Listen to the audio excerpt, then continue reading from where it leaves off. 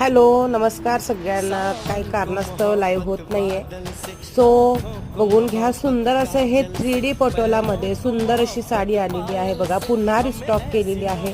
सुंदर असा हा फ्लोरोसेंट कलर. साडी अगदी सॉफ्ट, पूर्ण असं ऑल ओव्हर साडीला जरी प्लस मीनाकारीचं काम केलेलं आहे. सुंदर असा फ्लोरोसेंट कलर.